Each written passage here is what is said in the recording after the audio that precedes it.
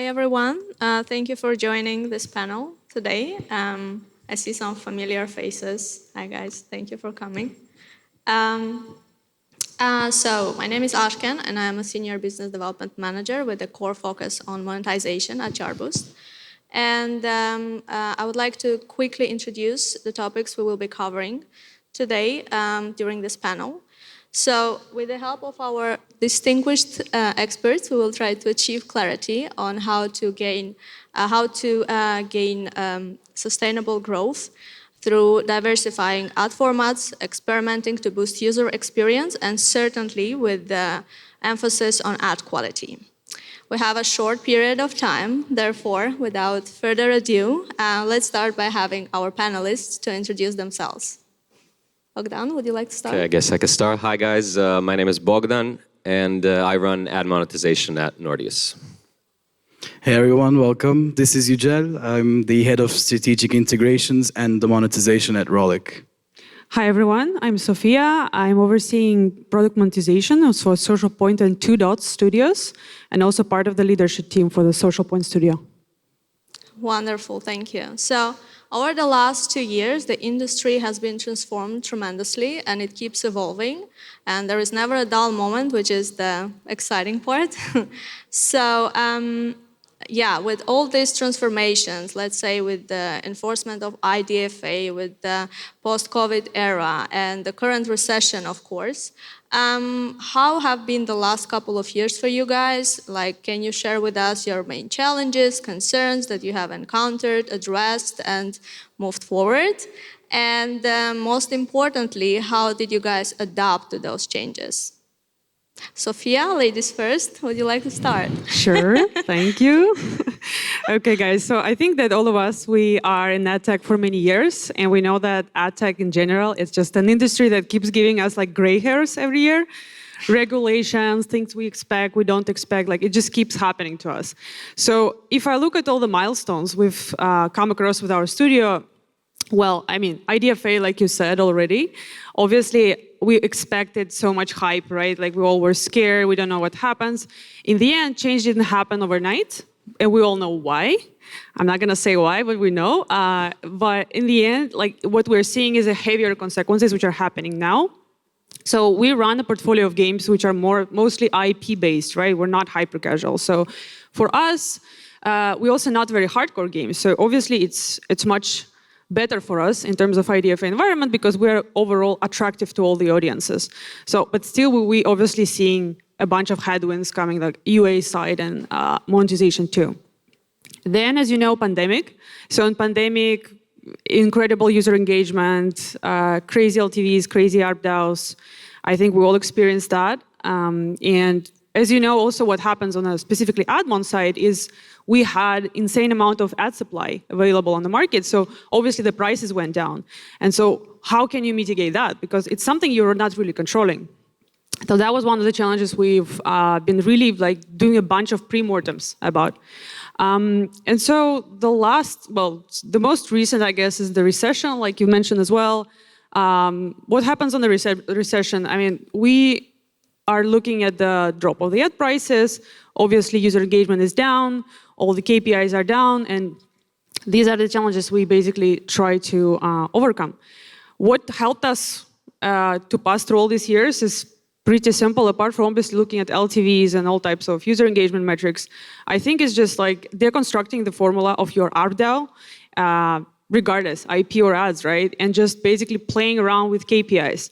If your ad price is down, what are you going to do? Obviously, you're trying to impact other parts of the formula. That's in short. Amazing, thank you. And Yücel, as one of the largest representatives of hyper-casual genre, how has been your experience thus far?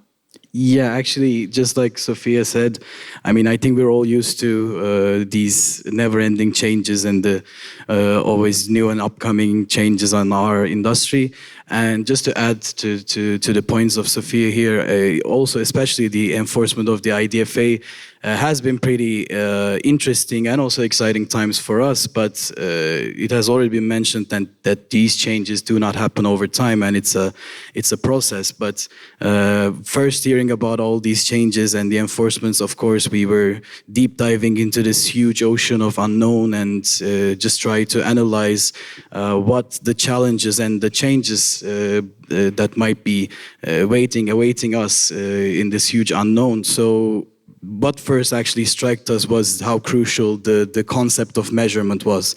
It was probably the biggest challenge on our end to adapt ourselves accordingly to this new normal, and the concept of measurement was very crucial. So we started pretty much very rapidly upgrading our measurement systems here and the reporting systems according to this new ecosystem. So this was pretty much the biggest change, the concept of the measurement.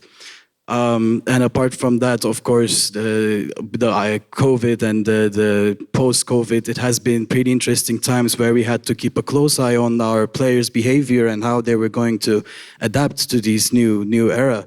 So what we had tried to do on our end at Rollic with our never-ending, continuously experimenting culture, and also as an upside of having a huge portfolio, we were able to actually test out and find pretty much new out-of-box best practices and apply these best practices to all our portfolio and kind of try to getting the answers and the reactions from our players base, and we were planning how to adapt to that. So it was indeed interesting times, but I think the challenges are definitely, this is a process which is actually still going on. But I think we did a good job at overcoming that. And finally, just as a final note, what's really challenging here for us was also the changing trends that we're actually used to. You know, we have our historical trends and we are expecting some trends and how the industry and also our player base's behavior is going to evolve in this period. But now with all these changes that we've already mentioned, we are also able to see that the historical trends are not there anymore, and they also found the new normal. So one of the biggest challenges was for us to adapt to that, and at that point the experimenting culture, staying dynamic and being able to test out new out-of-box things was the key for us to overcome those. Wonderful. Bogdan, would you like to add? Sure, yeah. So that was a pretty comprehensive answer by my fellow panelists. I can only echo the same things that they already said. So it's been a very tumultuous period, what with the IDFA rollout, the COVID era, the post-COVID era, and just the overall economic uncertainty that we're currently facing. But if I could add one thing that we found helpful as a more general approach is just to focus on the things that we actually can control and then see where the dominoes fall. Because all of these circumstances are the same for everybody. Everybody's facing the same challenges.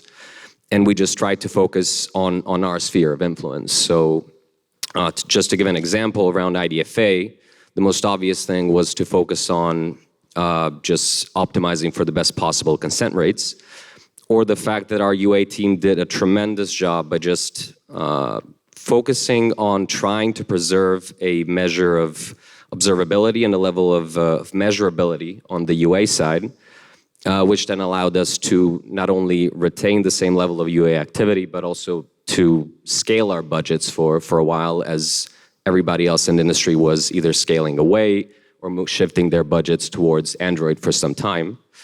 And so this allowed us to, at the very least, retain the volume side of the equation, so to retain high levels of impressions. And then, like I said, just see what happens on the other side.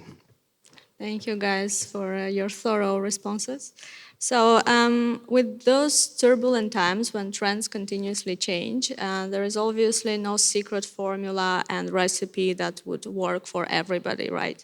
So, for example, choosing the right ad format would depend on a genre of a game, on your monetization goals, and many other factors.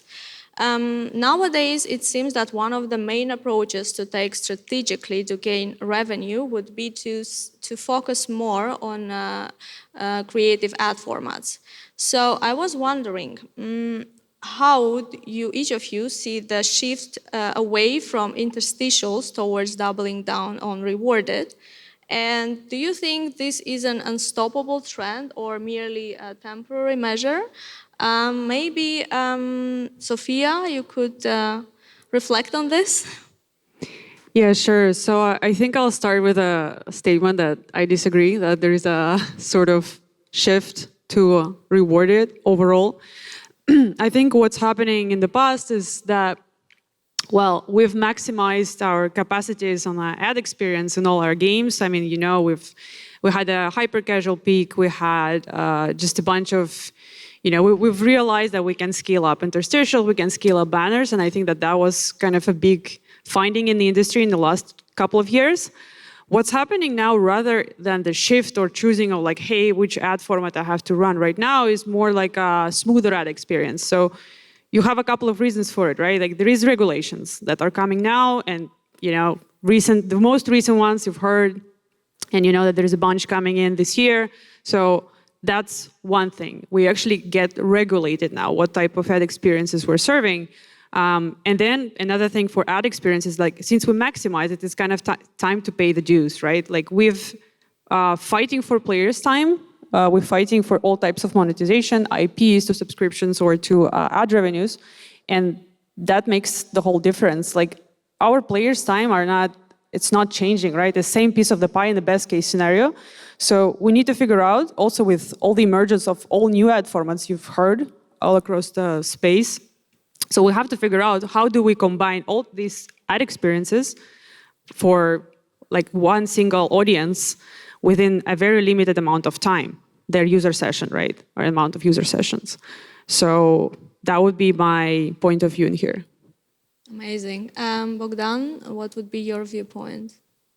So for us, as a more of a mid-core title, interstitials never really took off. So we don't run interstitials, so there's no shift at least happening for us in that sense. But what we definitely see as a trend is doubling down on our existing formats to try to either expand our audience or just to optimize our current setup. And in that sense, that's what we'll be focusing on in the coming months. But as long as we're talking about trends, what we see as interesting shifts and something to think about in the coming months is definitely the changes in regulation that are happening regarding privacy. And it's just going to be an interesting period trying to figure out what's going to happen and how to mitigate the impact of these changes. Yeah. Never a dull moment, right? Well, you all have successful titles, and they're successful for a reason. Therefore, understanding your users and targeting the right audience is essential to increase chances of engagement, retention, and revenue accordingly. Therefore, I would like to understand, due to the type of game genre, are you experimenting more with the user segmentation when it comes to ad placements? Bogdan? Sure. Yeah, so user segmentation is definitely something that we've explored extensively, both on rewarded and most recently on offer wall. And it has worked quite well for us, and we don't think that we've exhausted this the entire landscape here. We definitely think there's more room to explore. We basically just comes down to trying to slice your user base and try to divide it into segments whereby you can extract some trends and try to understand how you can tailor the experience to each of these segments to, like you alluded to, optimize engagement or just broaden your audience. So, for instance, if you're looking at younger cohorts, then perhaps you can look to maybe even utilize some of the known mechanics that work, like on the IAP side, such as starter packs, or just make ads part of their onboarding experience. You know, maybe to educate the users, to educate them about the value that they can achieve through these ads. So yeah, the focus should be on the users, and there's definitely incremental revenue to be generated here. Wonderful. Sofia, do you would like to chime in here? Yeah, I think so. So my approach to segmentation is that you should run segmentation if you have, well, first, one important thing, you have a huge game. I think that's important. Why? Because otherwise your segments can take a lot of development time, but the uplift will be marginal, and you don't want to have that. Obviously, these gentlemen, they run extremely large games, so that makes total sense, and the same for us. So second thing is the approach, right? Because there's so many dimensions that you can explore coming to a segment. So obviously your game matters, understanding your audience matters. If you have a casual game, you have IP-based game, RPG, and so on and so on. So in the end, having a North Star of, let's say, a very dynamic segment matrix should be something that you could kind of put in front of you, which would take you heaps of tests, heaps of time to do. And what could happen in the end, right? Like that's the best case scenario. If you run a dynamic segment, so you run user profiles that are dynamic and real time, and you change your user experience, the ad experience, according to these profiles. And you can put different factors that actually determine the profile. That's something we are starting to do, and it's not easy, but it's how we see segmentation in this current reality. All right. Thank you. So moving forward, the turbulence, of course, is concerning. However, with uncertainty, there comes new opportunities. It brings new opportunities. It's like a fruitful foundation for creative, interesting, exciting ideas to flourish. So let's talk about little about new art formats. The new ad formats have been gaining a lot of publicity lately. For example, the audio ads, rewarded interstitial ads. Have you guys had any experience with those ads? Have you been experimenting with those ads? And what are your thoughts on it? Yücel, would you like to share as being the master of creative arts with this experimenting culture in place? Thank you, Ash. Yeah, we are always having our new experiments with these new formats, and we're always open to have these new experiments as a company culture as well. And as an upside of having a huge portfolio, it really helps us to have so many different trials, because it's a best practice can never apply to a whole bunch of portfolio. I mean, we have a huge portfolio, and we know that each and every title have different demographics, different players from all around the world, and we can't really take one best practice there and apply to the other one. So that's an upside on our end. And just like you mentioned, the audio ads, or also what we're really seeing nowadays a lot, the in-game native ads, or like the external branded sponsored in-game ads. There are so many different formats, and I think we all expect many more to come. And with the ever-changing ecosystem that we're in, we will be having so many products as well. But what's really crucial here is that, especially for a company that is doing a lot of ad monetization work, the traditional ad units that we're all familiar with, the rewarded interstitial and banner ads, these guys are out there, and these are still in our very niche and good brand new ecosystem, these are the traditional means of kind of monetizing by ads. And it would be really hard to still overpower these guys and try to keep the incrementality here without a cannibalization. So what we really tend to do is, whenever we're testing a new approach, a new product, the cannibalization of the other formats is still out there. So we also have to be aware of the fact that there is a basis right now, there is a monetization atmosphere, and it would be pretty hard for any newcomer to kind of overpower these ad formats. And the key here is to have continuous tests, and embracing the A/B system, A/B testing culture here is very important in order to make sure not to cannibalize the existing ad formats, but have the effect of these new products as an incremental source of revenue.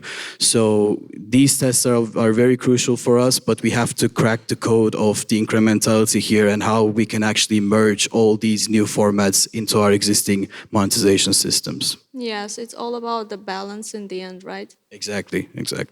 So the success of your ad depends on many factors, such as the ad format you use, the user segmentation that we have already covered, but most importantly also the quality of creative. So there is an increasing concern over the quality of ads, especially with the IDFA in place. How do you guys strike the balance between quality and quantity? Yücel, would you like to?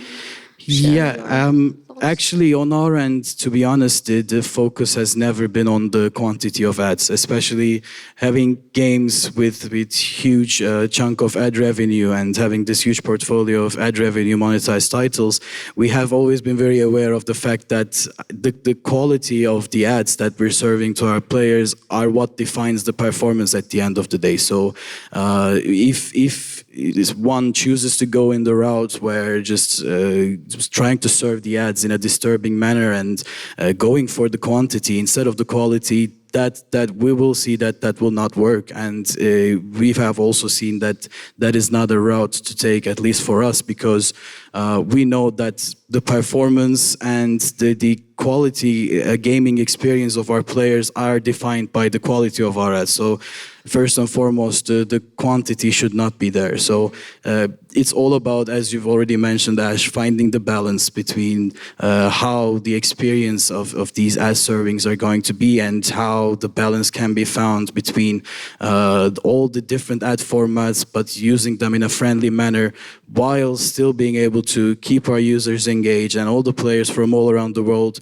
can enjoy these titles, and also having those ads pretty much integrated in a very smooth way so that it would not really affect the gaming experience overall in a negative way, but especially it will also be in a structured way where it can also reward the players, just like the rewarded ads. So there are so many different elements on that, and on the monetization perspective of things, the balance here is very important, and the quality should be over quantity. And also there will be so many other factors outside of monetization perspective, such as game design, which should actually support the monetization strategy in place currently. So the game design and the monetization strategy of a company should be working in a pretty harmonious system so that we can actually have the desired gaming experience for our players. So I'm definitely for the quality over quantity, and I think it's a myth that we have in the industry to kind of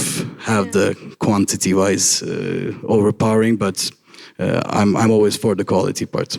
All right, so basically the quality will prevail, the quantity will Exactly, it will define the performance. If the quality is not there and it's not being maintained, the performance will not be there, even if independent from the quantity of the ads. All right, so following up on my previous question, how closely do you monitor the quality and the impact it has on your users? Bogdan, would you like to... Yeah, so again, Yücel already raised a couple of great points. I think your business interests and the interests of your users pretty much overlap. So it's the user experience in the end that will define the business performance. Now, when we speak about different formats, we think about quality slightly differently. So on rewarded, it's kind of straightforward for us. So we use the standard blocking controls to block the categories that we don't really see as compatible with the user experiences that we want to serve. So we're talking about things like gambling, explicit content, you know, the standard categories that pretty much everybody blocks.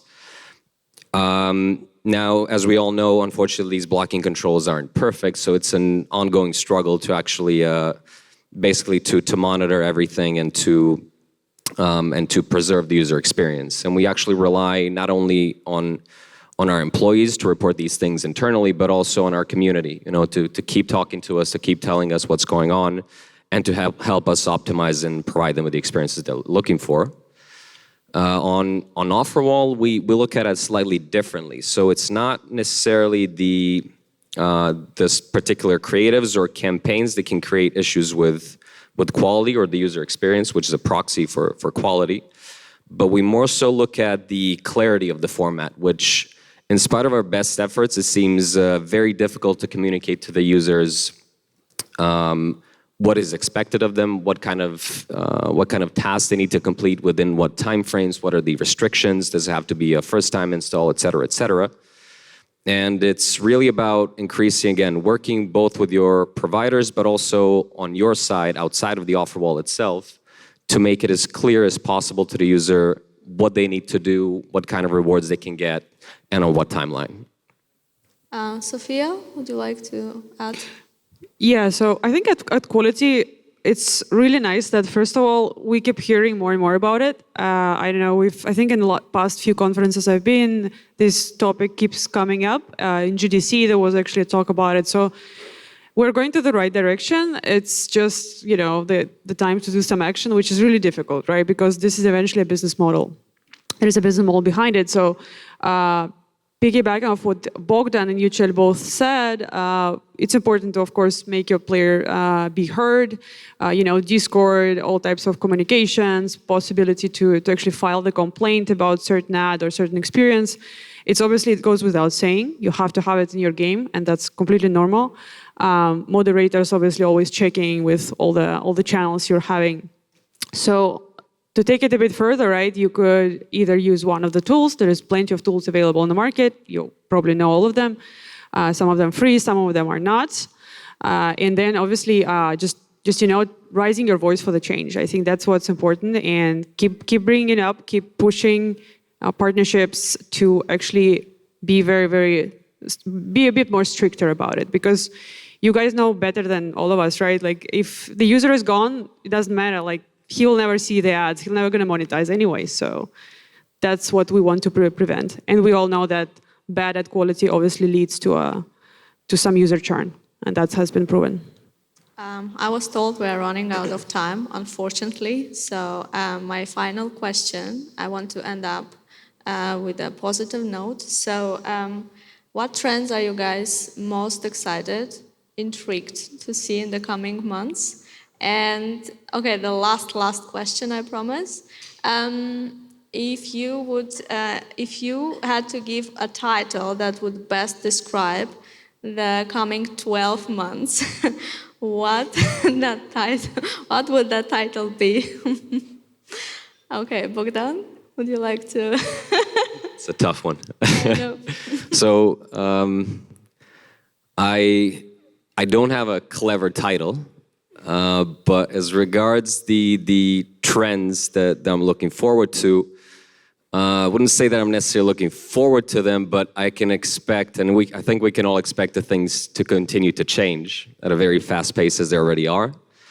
And I would just like to take this opportunity to again stress the initial point that I made is that as these massive changes roll out and as they unfold, what we should focus on is what we can control, and then just see where the dominoes fall. Sounds reasonable. Sofia, do you have an idea of a title? Maybe I wanted to say what Bogdan said, but no. So I think what would happen, actually talking about like what I've just basically was speaking to you guys 5 minutes ago about the creatives, I think that we're going to face, it's not maybe that exciting, but it's just intriguing. Creative whack-a-mole, like the whack-a-mole game that you have to like try to hit them all the time. It appears in all the sides. So I think this is what we're going to face. We will have less end cards, we'll have better creatives, but then there will be something else. There will be, banners with sound, or there would be, different types of experiences. Like I think we will keep experimenting with creatives. We just have to be like really vigilant for that. But I think that this is what's happening. Wonderful, Yücel. Yeah, I mean, I think after that title, it's not my place to come up with a more creative one. So just skipping the title right away, I'll just quickly summarizing.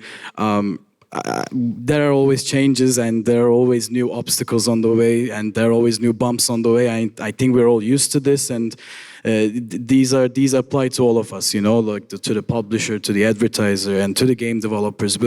I think this is kind of what keeps this industry alive and what still keeps this industry growing compared to other industries out there, because I think every other day we have something new, as a new bump on the road where we all have to adapt, both you guys and ourselves. We all have to adapt ourselves and try to find new ways of measurement and user acquisition, monetization, and just the industry changes in a bi-weekly basis. So I think trying to adapt that, yes, when we're in that ocean of unknown, it's very kind of stressing maybe time to time, but also I think we have to keep in mind that trying to swim in that ocean and finding new ways of kind of overcoming all those obstacles is also what keeps this industry pretty colorful and pretty vibrant. So it's also a good thing. So I can maybe close this beautiful panel on a positive note to be both excited and intrigued about the future. Yeah, that Well was done, well done. fantastic. Thank you, guys. Creative guacamole. I think I'm going to leave our audience with that title. And yeah, do we have time for Q&A? No? No, that's unfortunate, but thank you for... Oh, we have many questions. No? One question? Okay, one. We can take one. 1 second. Yeah. Hi, guys. Thank you for your speech. I have a question to Bogdan about the offer wall and the experience using it. In top 11, you're using 4 offer walls. Why have you decided to use 4 offer walls at the same time, and how you configure it? Good question. So the honest answer is that we never really tested what works better. So we can't claim that either one of those setups works better. But on the I guess the hunch that we have is that just by broadening the types of offers we have, by broadening the demand, we would be able to cater to a broader audience. So provide more access to those easy to complete offers and just basically expand the net that we're casting. Additionally, there's a lot of features that are quite useful that some of these networks have that the others don't. And while it can be challenging to do A/B tests, with certain networks and not with others, or maybe try to find some workarounds to make the tests work for all of them, we still think that the net benefit is, or rather, there's a net benefit rather than a net cost to us by running all of them versus just one. Okay, thank you. And did the players like the idea of this feature? I'm sorry, I didn't hear your question. Yeah. Did the players like the idea of this feature, having 4 offer walls at the same time? Good question. So we don't have an explicit answer to that, but we do see pretty high engagement with offer wall in general. So I would say it's a net positive. One of the key selling points for offer wall for us is that it's one of the ways in which users who can't afford to pay can get access to significant amounts of hard currency, which then in turn allows them to unlock the entire contents of our game, which basically can also serve as a retention booster. It can promote retention. So it feels like it can work out as a win-win-win situation, for the advertiser, for the publisher, but also for the user. And we'll definitely continue to run this format for the foreseeable future. Okay, thank you. Thank you for coming.